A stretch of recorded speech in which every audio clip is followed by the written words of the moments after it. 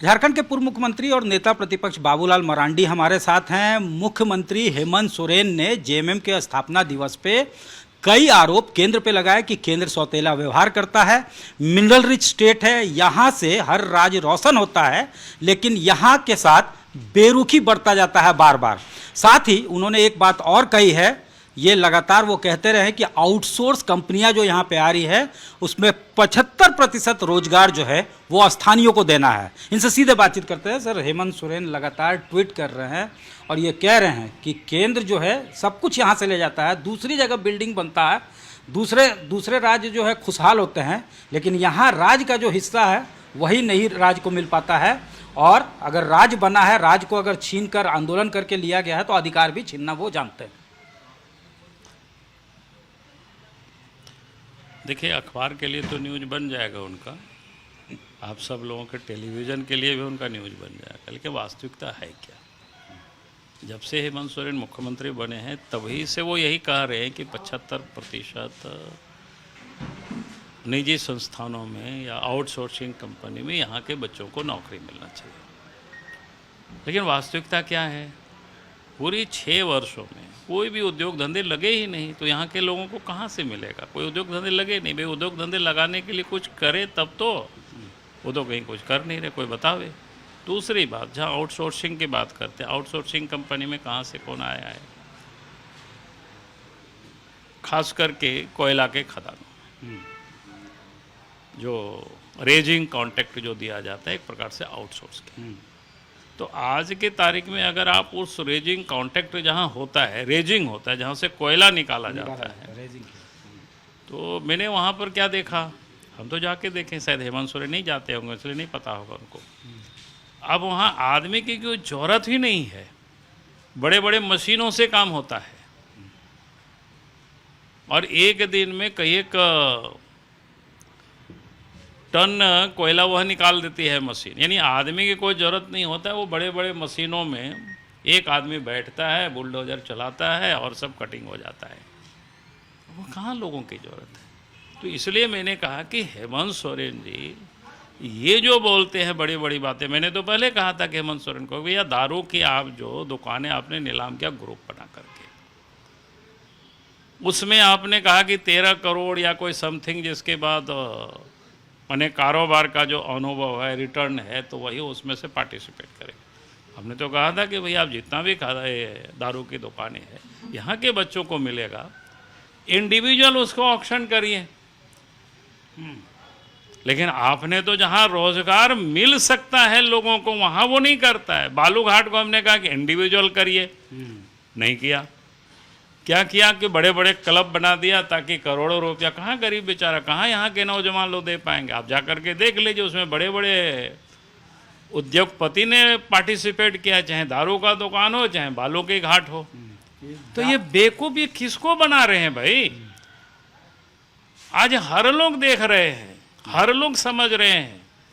भाई, आपको जहाँ लोगों को अवसर आप दे सकते थे, अगर 1,500 दारू की दुकान है तो कम से कम 1,500 लोगों को तो काम मिल जाता था। आप कह देते कि भाई एक आदमी एक दुकान, रिपीट भी नहीं होता तो कम से कम उतना लोगों को मिल जाता। आपने नहीं किया। बालू घाट भी आप कह देते भाई एक आदमी एक बालू घाट, तब भी राज्य भर में जितने 400-500 बालू घाटे हैं तो 400-500 लोगों को, यहाँ के लोगों को रोजगार मिलता। लेकिन आपने तो बड़ा तरीके से अपनी तिजोरी को भरने के लिए बालू घाट की भी आपने ग्रुप बना दिया, दारू की भी आपने ग्रुप बना दिया, ताकि यहाँ के पढ़े लिखे बेकार बेरोजगार नौजवानों के पास उतना पूंजी है ही नहीं कि वो पार्टिसिपेट कर सके। आप दुमका के मंच से भाषण दीजिए, अखबार में छाप देगा।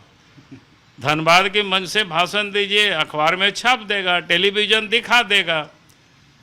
आप सबको समझ में आता होगा तो अच्छी बात है, आपको भी उतना कैसे समझ में आएगा? लेकिन मैं तो रोज़ देख रहा हूँ ना, हम तो रोज़ कह रहे हैं। अभी किसानों के धान की खरीदारी, साहब खरीदारी नहीं हुआ। क्या कहा था? 60 लाख कुंटल की हम खरीदारी करेंगे। परसों 3 तारीख तक का रिकॉर्ड मैंने, आप भी नेट से निकाल सकते हो, 19 लाख टन ही मात्र खरीदा है। आप जरा सोचिए,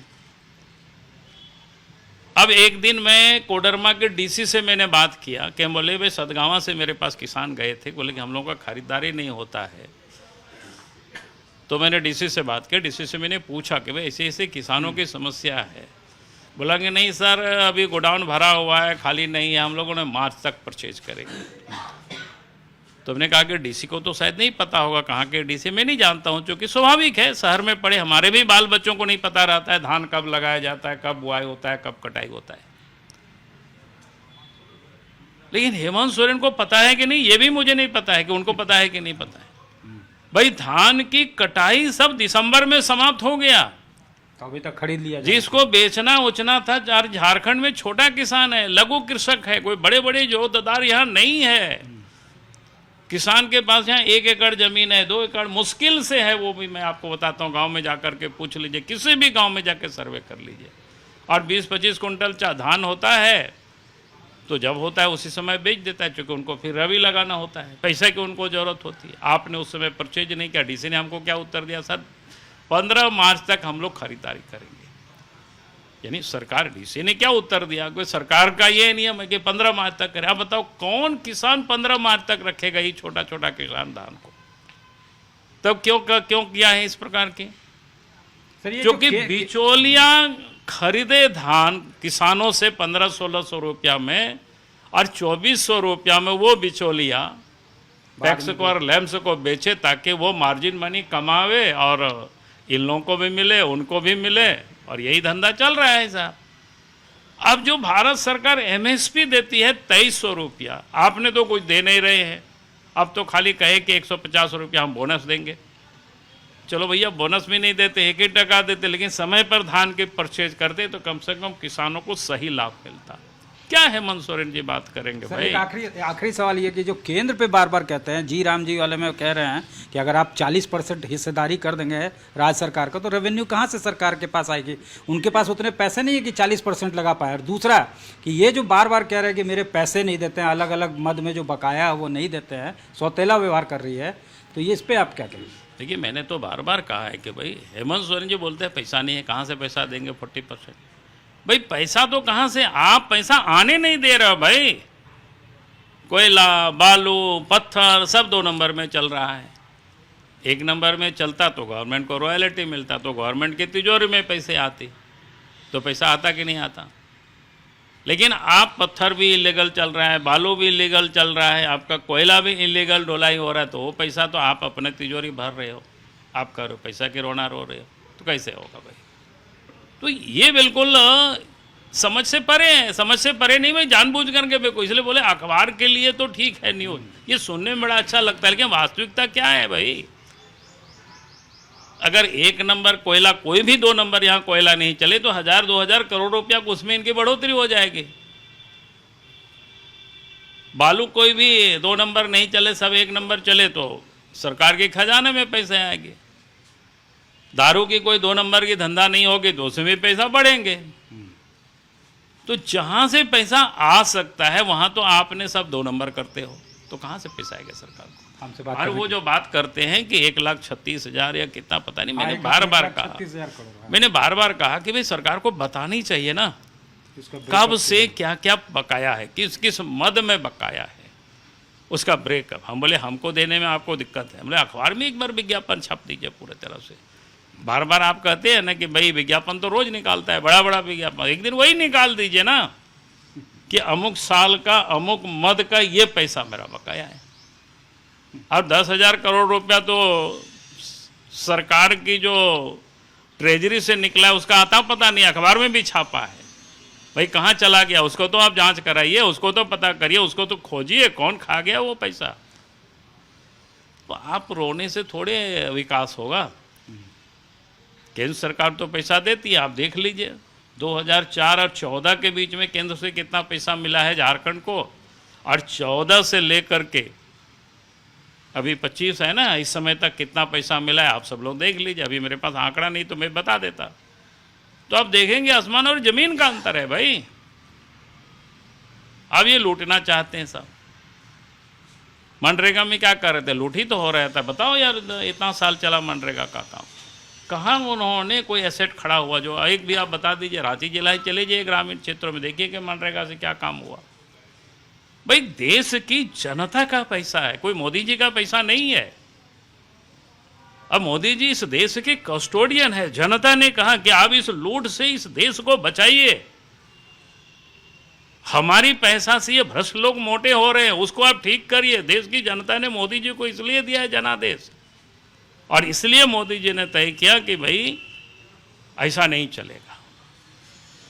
उस पैसे का सदुपयोग होना चाहिए, ठीक से काम होनी चाहिए, राज्य की भी उसका जिम्मेवारी बनती है। और इसलिए 60-40 का इन्होंने किया कि भाई ठीक है, आप भी लगाइए, ये भी लगाए। गांव के लोग योजना बनाएंगे, गांव में हमारी क्या ज़रूरत है वो बनेगा। जो बेकार लोग हैं, जिसको गरीब है बेचारा, उनको मजदूरी नहीं मिलता, उनको भी मजदूरी मिलेगी। 100 की जगह उनसे 125 दिन का काम मिलेगा। ठीक है सर, हमसे बात करने के लिए चलिए, बहुत बहुत बाबूलाल मरांडी जी, साफ तौर से कहना है कि दिल बहलाने के लिए जो हेमंत सोरेन बातें कर रहे हैं वो सिर्फ जो है जनता को उससे बहलाया जा सकता है, लेकिन साफ है कि उद्योग धंधे है नहीं। आखिर 75% नियोजन स्थानीयों को कैसे मिलेगा? साथ ही साथ अगर केंद्र सौतेला व्यवहार कर रही है तो ब्रेकअप बताना चाहिए कि किस मद में उन्हें पैसे नहीं मिले, या फिर कैसे सौतेला व्यवहार किया जा रहा है। ये सवाल बाबूलाल मरांडी जी ने उठाया है। कैमरामैन राकेश तिवारी के साथ सत्यजीत कुमार, रांची, आज तक।